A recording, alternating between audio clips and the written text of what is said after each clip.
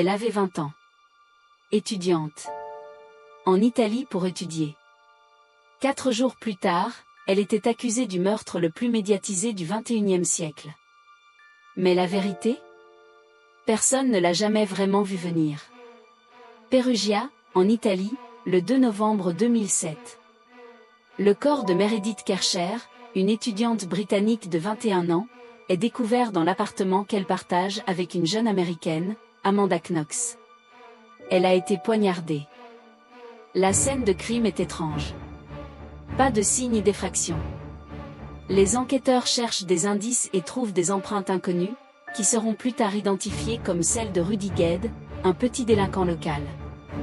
Pourtant, en moins de 48 heures, l'attention se tourne entièrement vers Amanda et son petit ami de l'époque, Rafael Solecito. Ils deviennent les suspects numéro 1. Pourquoi? La raison est aussi absurde que glaçante. Les policiers trouvent qu'elle ne réagit pas comme une amie en deuil devrait le faire. Elle ne pleure pas correctement. Pire, elle fait un câlin à son petit ami devant la maison, un geste jugé inapproprié. Mais le tournant, c'est un interrogatoire qui va durer plus de 50 heures. Sans avocat, sans traducteur compétent, sous une pression psychologique immense, Amanda finit par signer une confession confuse, impliquant un homme qu'elle connaît à peine. Cette confession, obtenue dans des conditions plus que douteuses, va sceller son destin pour les années à venir. Les enquêteurs italiens construisent alors une théorie spectaculaire, un meurtre rituel à caractère sexuel qui aurait mal tourné. Une histoire digne d'un film d'horreur, mais qui ne repose sur aucune preuve matérielle solide. Aucune trace ADN d'Amanda n'est trouvée sur le corps de la victime ou sur l'arme du crime. Pourtant, les médias du monde entier s'emparent de l'affaire et la transforment en feuilleton. Amanda est surnommée Foxy Knoxy, un surnom qu'elle avait sur MySpace, et elle est dépeinte comme une manipulatrice froide, une tueuse diabolique cachée sous les traits d'une jeune étudiante innocente. Pendant 4 longues années, elle est emprisonnée, jugée coupable au premier procès, condamnée à 26 ans de prison. Le monde entier est fasciné et divisé. Comment le système judiciaire a-t-il pu préférer une histoire aussi sensationnelle à l'absence de preuves concrètes? La réponse se trouve peut-être dans un biais psychologique bien connu: nous avons tendance à juger les gens sur leurs émotions apparentes plutôt que sur les faits.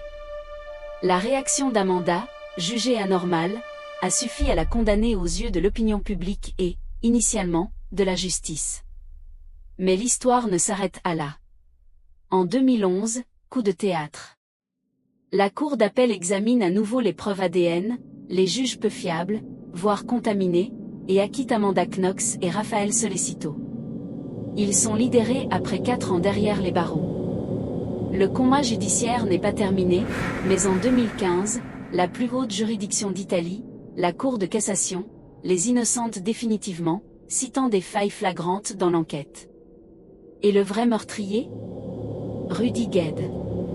Son ADN a été retrouvé partout sur la scène de crime et sur le corps de Meredith. Il a été condamné lors d'un procès accéléré et a purgé sa peine. Aujourd'hui, Amanda Knox est journaliste, auteure, et mère de famille. Elle est devenue un symbole de la manière dont une enquête bâclée et un emballement médiatique peuvent détruire une vie et créer une coupable sur mesure. Son histoire nous rappelle à quel point la vérité peut être fragile face au pouvoir du récit. Merci d'avoir regardé cette vidéo. Si ce genre d'histoire vous intéresse, n'hésitez pas à vous abonner pour ne pas manquer les prochaines.